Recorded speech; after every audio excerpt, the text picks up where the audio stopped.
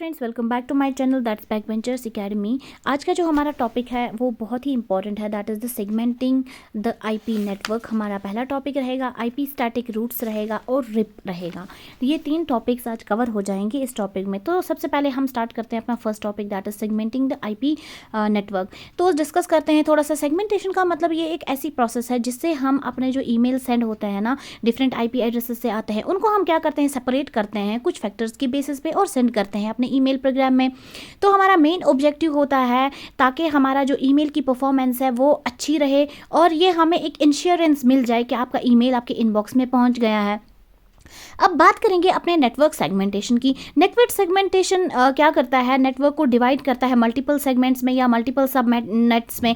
हर एक जो सेगमेंट है वो एक्ट करता है एज अ स्मॉल नेटवर्क और अलो करता है कि जो ट्रैफिक्स बिटवीन टू सब नेट्स होंगे वहाँ का ट्रैफिक कंट्रोल बहुत अच्छी तरह से ये मैनेज कर लेता है। सेगमेंटेशन एक ऐसी प्रोसेस है जिसकी वजह से कंप्यूटर नेटवर्क डिवाइड होता है छोटे पार्ट्स में। वो क्यों होता है? ताकि इंप्रूव हो जाए नेटवर्क परफॉर्मेंस और हमारी सिक्योरिटी इंप्रूव हो जाए।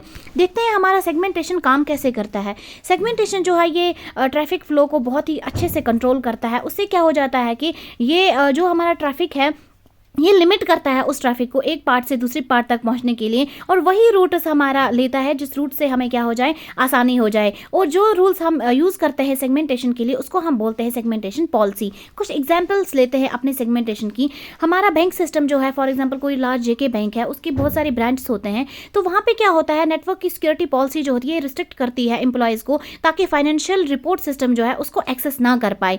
और सेगमेंटेशन जो है वो क्या करता है, हमारा सिक्योरिटी पॉलिसी को बहुत ही अच्छी तरह से मैनेज करता है ताकि बाकी जो ब्रांच का ट्रैफिक है वो फाइनेंशियल सिस्टम तक ना पहुंच पाए। अब कुछ बेनिफिट्स हैं हमारे नेटवर्क सेगमेंटेशन के। सबसे पहला, ये इंप्रूव करता है operational performance, that mean reduce करता है नेटवर्क कंजेक्शन। अगर हॉस्पिटल की बात करेंगे, वहाँ के मेडिकल डिवाइस सेगमेंट किए जाते हैं तो उससे क्या हो जाता है कि हमारे डिवाइसेस, अगर वेब ब्राउजिंग होगी तो डिवाइसेस अनइफेक्टेड रहते हैं। साइबर अटैक को लिमिट करता है। उससे क्या होता है कि जो साइबर सिक्योरिटी है, ताकि जो हमारे अटैक्स वहाँ से आ रहे हैं उसको स्प्रेड होने से लिमिट करता है, ज़्यादा दूर तक नहीं जाने देता है। उससे ये इसको ब्रेक कर देता है एक ही रास्ते पे ताकि दूसरे डिवाइसेस पे पहुँच के इफेक्ट ना करें। वनरेबल डिवाइसेस को अच्छी तरह से प्रोटेक्ट करता है, स्टॉप करता है हार्मफुल ट्रैफिक को ताकि वो डिवाइसेस तक ना पहुँचे। इसका एग्जाम्पल में लेंगे तो हॉस्पिटल का कनेक्टेड इन्फ्यूजन पंप आएगा।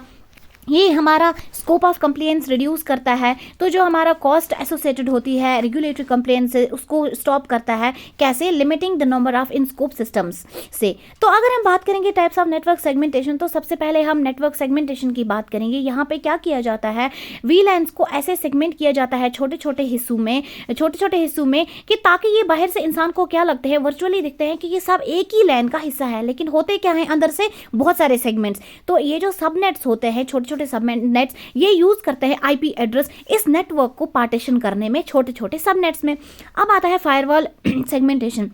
जैसे हम नेटवर्क को सेगमेंटेशन करते हैं वैसे फायरवॉल को भी सेगमेंटेशन कर सकते हैं। इसे हम क्या करते हैं, इंटरनल जोन को छोटे छोटे फायरवॉल्स में, छोटे छोटे फायरवॉल नेटवर्क्स में डिवाइड करते हैं, जिससे हमारा जो थ्रेट्स हैं वो स्प्रेड नहीं होते हैं इस जोन के एक्स्ट्रा। एक जोन में अगर आ गया हमारा कोई भी थ्रेट तो दूसरे में जाने से बच जाता है।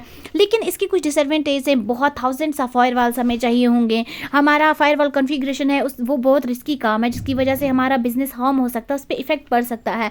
और इसमें पैसों की बात करेंगे तो मिलियंस ऑफ डॉलर्स लगते हैं फायरवॉल को सेगमेंट करने के लिए, तो बहुत टफ काम है। सेकंड, हमारा सेगमेंटेशन विद एसडीएन का मतलब सॉफ्टवेयर डिफाइंड नेटवर्किंग। इसमें हम क्या करते हैं, इसको हम ट्रैफिक को नेटवर्क में हम ट्रैफिक को ऐसे आइसोलेट करते हैं with the help of SDN network, ताकि हमारा क्या हो जाए, हमारा ट्रैफिक रुक जाए, ठीक है, तो उसको आइसोलेट हो जाए। लेकिन ये with the help of certain rules करते हैं। सबसे बड़ा ड्रॉबैक जो है एसडीएन का, दैट इज कम्प्लेक्सिटी। ये सिस्टम बहुत कम्प्लेक्स होता है। तो आपका another topic that is the IP static routes, इसको हम थोड़ा सा देख लेते हैं। आईपी स्टैटिक रूट्स जो हैं ये हमें राउटर की डेस्टिनेशन एड्रेस बताते हैं, नेक्स्ट होप राउटर का आईपी एड्रेस बताते हैं, राउटिंग स्विच इंटरफेस बताते हैं जहां से आपके राउटिंग स्विच को पहुंचना होता है डेस्टिनेशन तक। तो हम अगर अपने स्टैटिक रूट्स की बात करेंगे, कुछ टाइप्स के स्टैटिक रूट हैं कि कैसे हम कन्फिगर कर सकते हैं स्टैटिक आईपी रूट्स को। तो पहला हमारा स्टैंडर्ड आता है, ठीक है। तो ये एक स्टैटिक रूट जो है इसमें होता है डेस्टिनेशन नेटवर्क का एड्रेस होता है, नेटवर्क मास्क होता है और आईपी एड्रेस होता है नेक्स्ट होप गेटवे का। हम इसको क्या करते हैं, बहुत सारे स्टैंडर्ड स्टैटिक राउटर्स को हम कॉन्फ़िगर कर सकते हैं with the help of same matrix और with the help of different matrix. वो डिपेंड करता है कि हम कैसे उसको ये डिफरेंशिएट कर रहे हैं, ठीक है, कॉन्फ़िगर कर रहे हैं। थर्ड हमारा जो है वो होता है इंटरफेस बेस्ड। ये वो टाइप का स्टैटिक रूट है जो डायरेक्टली अटैच होता है डेस्टिनेशन नेटवर्क पे विदाउट एनी इंटरमीडिएट, इनके बिटवीन में कोई इंटरमीडिएट नहीं होता है। तो नल हमारा मैट्रिक जब हमारे पास प्राइमरी रूट अनअवेलेबल होगा तो उस टाइम पे हमें ट्रैफिक को डिस्कार्ड करना पड़ता है, तो वहाँ पे बैकअप के लिए जो रूट यूज़ होता है that is the null route. अब हम बात करेंगे कि हम अपने स्टैटिक रूट्स को यूज़ कब करते हैं। सबसे पहले ये हम तब यूज़ करते हैं जब हमें पता होगा कि हमारा नेटवर्क स्मॉल है और इसको ग्रो बिल्कुल भी ये नहीं होगा। और सेकंड हम यूज़ करते हैं जब हम स्टब नेटवर्क्स का यूज़ करते हैं। स्टब नेटवर्क्स एक ऐसे नेटवर्क्स होते हैं जहाँ पे सिंगल रूट यूज़ किया जाता है और राउटर के पास सिर्फ एक ही अनदर राउटर नेबर राउटर होता है। ये हम तब भी यूज़ करते हैं जब हमारा राउटर का लिंक फेल हो जाता है, तब बैकअप के लिए हमें रूट जो यूज़ होता है तब भी हम ये यूज़ करते हैं, और जब हम नंबर ऑफ़ रूट्स को रिड्यूस करना चाहें तब भी। अब बात करेंगे स्टैटिक रूट का जो हम यूज़ करते हैं IPv में, चाहे IPv4 की बात करो या 6 की बात। पहला स्टैंडर्ड स्टैटिक रूट यूज़ करते हैं, ये हमें तब यूज़ होता है जब कोई हमारा नेटवर्क जो होगा वो स्पेसिफिक नेटवर्क के साथ कनेक्ट होगा। डिफ़ॉल्ट स्टैटिक रूट हमारा जो मैच करता है तमाम IP पैकेट्स को, दैट मीन्स ये आइडेंटिफाई करता है गेटवे का IP एड्रेस जहाँ पे हमें IP पैकेट सेंड करना है। थर्ड होता है हमारा समरी स्टैटिक रूट, ये रिड्यूस करता है number of routing table entries और इन तमाम राउटिंग टेबल एंट्रीज को समराइज करके सिर्फ एक ही सिंगल स्टैट रूट में ब्रीफली डिफाइन कर देता है। फ्लोटिंग स्टैटिक रूट क्या होता है, अगर हमारा लिंक फेल हो जाता है तब हमें वहाँ पे बैकअप के लिए जो पाथ चाहिए होता है वहाँ पे हम फ्लोटिंग स्टैटिक रूट यूज़ करते हैं, चाहे IPv4 की बात करो या 6 की बात करो। सेकेंड हमारे पास डिस्टेंस वेक्टर राउटिंग आ जाता है with the help of the RIP का मतलब होता है राउटिंग इन्फॉर्मेशन प्रोटोकॉल।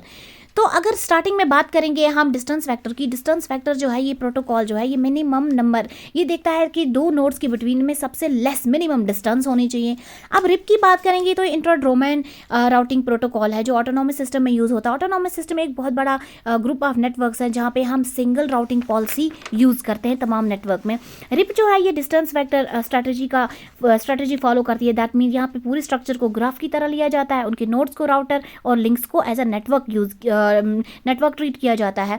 पहला कॉलम जो राउटिंग टेबल की एंट्री में होता है वो हमें डेस्टिनेशन बताता है, दैट मीन्स नेटवर्क एड्रेस।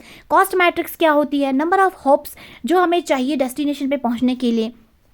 अब हम अगर रिप की बात करेंगे, रिप में जो हमारा इन्फिनिटी है वो डिफाइन किया जाता है 16, दैट मीन्स यहाँ पे हम सिर्फ 16 राउटर्स को ही एक दूसरे के साथ ज्वाइन कर सकते हैं। बिसाइड 16 हम 17 राउटर्स को कॉन्फ़िगर नहीं कर सकते हैं, तभी हमें ये स्मॉल ऑटोनॉमस सिस्टम के लिए चाहिए। अब जो नेक्स्ट कॉलम हमारा राउटिंग टेबल का होता है वहाँ पे एड्रेस होता है उस राउटर का जहाँ पे ये पैकेट सेंड करना है। अब हॉप काउंट कैसे हम डिटरमाइन करते हैं, ठीक है, तो अब देखिए जब हम कोई भी डेटा सेंड करते हैं तो उसको बोलते हैं सिंगल हॉप काउंट। यहाँ पे देखिए राउटर्स यहाँ पे आपस में कनेक्ट हैं, राउटर 1 जब सेकंड को इन्फॉर्मेशन सेंड कर रहा है ये फर्स्ट हॉप हो गया 1 हॉप, 2 से 3 पे जा रहा है 2 हॉप, 3 से 4 पे जा रहा है 3 हॉप। दैट मीन्स जैसे जैसे हम पैकेट सेंड करते जाएंगे एक राउटर से सेकंड राउटर, इसको हम सिंगल हॉप कंसीडर करते हैं। अब इसका थोड़ा सा रिप का मैसेज फॉर्मेट देखते हैं। सबसे पहले इसमें कमांड की फील्ड आती है जो 8 बिट की फील्ड होती है, यूज़ होती है रिक्वेस्ट और रिप्लाई के लिए। रिक्वेस्ट 1 वैल्यू होता है और रिप्लाई का वैल्यू 2 होता है। वर्जन की बात करेंगे तो जो प्रोटोकॉल यूज़ कर रहे हैं कौन सा वर्जन यूज़ कर रहे हैं, 4 कर रहे हैं, 6 कर रहे हैं, 2 कर रहे हैं, तो उसका वैल्यू उसके अकॉर्डिंग होगा। रिजर्वर ये वो फील्ड होती है जो कि रिजर्व रखी जाती है फॉर फ्यूचर यूज़ और इसका वैल्यू ज़्यादातर 0 होता है। फैमिली की बात करेंगे तो ये 16 बिट की फील्ड होती है, यहाँ पे हम TCP/IP यूज़ कर रहे हैं तो यहाँ पे इस फील्ड का वैल्यू 2 होगा। नेटवर्क एड्रेस की बात करेंगे ये 14 बाइट की फील्ड होती है, यहाँ पे IP एड्रेस V4 यूज़ करेंगे अगर हम तो वहाँ पे 4 पहली 4 बिट्स यूज़ की जाती हैं, बाकी की 10 बिट्स 0 रहती हैं। डिस्टेंस फील्ड की बात करेंगे ये हॉप काउंट के बारे में बोलता है। अब हॉप काउंट क्या होता है, ये होता है नंबर ऑफ हॉप्स जो हमें चाहिए टू रीच द डेस्टिनेशन। अब हम बात करते हैं कि हमारा रिप जो है ये प्रोटोकॉल काम कैसे करता है। ये देखिए रिप प्रोटोकॉल अगर इसको रिप को इन्फॉर्मेशन सेंड करनी है पहले से थर्ड पे तो ये वो रूट चूज़ करेगा जहाँ पे इसको small number of ways consider करने हैं, जैसे R1 R2 R3। इसी तरह अगर 7 के पास जाना है या 3 के पास, जिस रूट के पास भी इसको जाना है, जिस राउटर के पास, ये सबसे मिनिमम डिस्टेंस कवर करने की कोशिश करेगा। कुछ डिसएडवांटेज भी हमारे रिप में, सबसे पहले ये क्लासफुल राउटिंग प्रोटोकॉल है, दैट मीन्स ये VLSM सपोर्ट नहीं करता है। वो क्या होता है, वेरिएबल लेंथ सबनेट मास्क, ये ब्रॉडकास्ट कर देता है अपना राउटिंग अपडेट पूरे नेटवर्क पे, जिसकी वजह से बहुत ज़्यादा ट्रैफिक हो जाता है और प्रॉब्लम हो सकती है। कन्वर्जेंस की बात करोगे बहुत स्लो है। अगर राउटर फेल हो जाता है तो इसको बहुत मिनट्स लगते हैं, it takes several minutes stabilize होने के लिए या अल्टरनेट रूट ढूंढने के लिए। ये 15 हॉप्स ही यूज़ करता है बस, इसके अलावा 16 राउटर से अलावा हम कन्फिगर नहीं कर सकते हैं। एडमिनिस्ट्रेटिव डिस्टेंस वैल्यू की बात करेंगे, हाईएस्ट है, तो दैट मीन्स जैसे बाकी प्रोटोकॉल्स रिलायबल है, ये उतना रिलायबल नहीं है। राउटिंग टेबल को अपडेट कैसे करता है? सबसे पहला होता है रिप अपडेट टाइम, ये होता है 30 सेकंड का, मतलब राउटर जो है इसको 30 सेकंड्स लगते हैं कॉन्फ़िगर करने के लिए अपने नेबर के साथ, ये वो टाइम है। दूसरा होता है रिप इनवैलिड टाइम है, ये 180 सेकंड्स है। अगर राउटर डिस्कनेक्ट हो गया अपने नेटवर्क से या कोई भी लिंक डाउन होगी तो नेबर वेट करेगा 180 सेकंड्स तक अपना अपडेट लेने के लिए। Third, RIP flash timer. RIP flash timer जो है ये 240 सेकंड्स होता है। अगर राउटर ने 240 सेकंड्स तक अपडेट नहीं लिया तो वो उस राउटिंग जो नेबर राउटर होता है उसको रिमूव कर देता है अपने राउटिंग टेबल से। पहले तो वेट करेगा 240 सेकंड तक, नहीं मिला अपडेट तो उसको रिमूव कर देगा। कुछ एडवांटेज हैं हमारे रिप की, ये ईजी टू कॉन्फ़िगर है क्योंकि 16 राउटर्स हैं तो ईजी होगा। कम्प्लेक्सिटी की बात करेंगे तो ज़्यादा कम्प्लेक्स भी नहीं है, राउटर्स बहुत कम है तो ईजी हो जाता है। CPU यूटिलाइजेशन की बात करेंगे तो वो भी काफ़ी कम है। तो ये था आज का हमारा लेक्चर, आई होप आपको अंडरस्टैंड हुआ होगा। कोई भी कन्फ्यूजन हो तो अपने कमेंट्स में शेयर कीजिएगा।